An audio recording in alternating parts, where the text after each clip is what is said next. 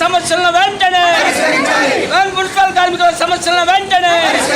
Municipal కార్మికుల సమస్యల ప్రభుత్వం ఉండి వైఖరి మున్సిపల్ కార్మికుల సమస్యల ప్రభుత్వం ఉండి వైఖరి కార్మికుల సమస్యలను పరిష్కరించాలని 7వ తారీఖున chief secretary principal chief secretary పురపాలక కమిషనర్ గారికి కూడా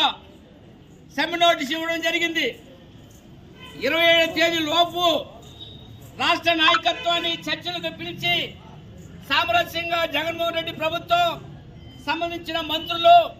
సమస్యను పరిష్కరించకపోతే 27వ తేదీ నుండి నిరవధిక సమ్మె చేయడానికి సమ్మె నోటీస్ ఇచ్చినాం. అందులో భాగంగానే ఈరోజు చిత్తూరు నగరపాలక సంస్థ కార్యాలయం ముందు ఇక్కడ ఉన్నటువంటి కమిషనర్ గారికి ఉన్నటువంటి అధికారులు కూడా సమ్మె నోటీస్ ఇస్తున్నాం. వెంటనే ఇప్పటికైనా జగన్మోహన్ రెడ్డి ప్రభుత్వం పారిశుద్ధ కార్మికులు ఏదైతే పాదయాత్రలో మీరు చెప్పారో దాన్ని అమలు చేయాలా, కార్మికులను పర్మనెంట్ చేయాలా, వీళ్ళని 26,000 జీతాలు ఇవ్వాలా, ధరలకు అనుగుణంగా ఇప్పుడు ఉన్నటువంటి ధరలకు అనుగుణంగా వేతనాలు పెంచాలని కూడా సుప్రీంకోర్టు తీర్పు ప్రకారం సమాన పనికి సమాన వేతనం ఇవ్వాలా, వాళ్ళకి సంబంధించినటువంటి పరికరాలంతా కూడా ఇవ్వాలని కూడా రాష్ట్ర వ్యాప్తంగా జేఏసీగా ఏర్పడి ఏఐటీయూసీ, టీఎన్టీయూసీ, వైఎస్ఆర్టీయూ అంటే జగన్మోహన్ రెడ్డి ప్రభుత్వానికి సంబంధించిన సంఘం కూడా ఇందులో భాగస్వామిగా ఉంది. ఈ సంఘాలన్నీ కూడా జేఏసీ సంఘంగా ఏర్పడి సమస్యలను పరిష్కరించే దిశలో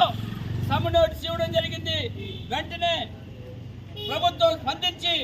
సమస్యను పరిష్కరించకపోతే 27వ తారీఖు నుండి సమ్మె చేస్తున్నట్లు మేము ఈ సందర్భంగా అధికారులకు కూడా నోటీసులు ఇస్తున్నాం. మీరు అట్టుపోతే 27వ తేదీ జరగనున్న సమ్మెను కార్మికుల సమ్మెను కార్మికుల సమస్యలను వెంటనే కార్మిక సమస్యలను వెంటనే 27వ తేదీ జరగనున్న సమ్మెను 27వ తేదీ జరగనున్న వర్కర్స్ యూనియన్ జిందాబాద్, కాంట్రాక్ట్ అవుట్సోర్సింగ్ వర్కర్స్ యూనియన్ జిందాబాద్, కార్మికుల ఐక్యత, మున్సిపల్ పారిశుద్ధ జిల్లాలో ఉన్నటువంటి మున్సిపాలిటీ కార్పొరేషన్ లో ఈరోజు ఈ యొక్క సమస్యల పైన ఈ యొక్క ప్రభుత్వం సంబంధించినటువంటి నోటీసుని అసిస్టెంట్ కమిషనర్ మన నగరపాలక ఐక్యత కార్మికుల ఐక్యత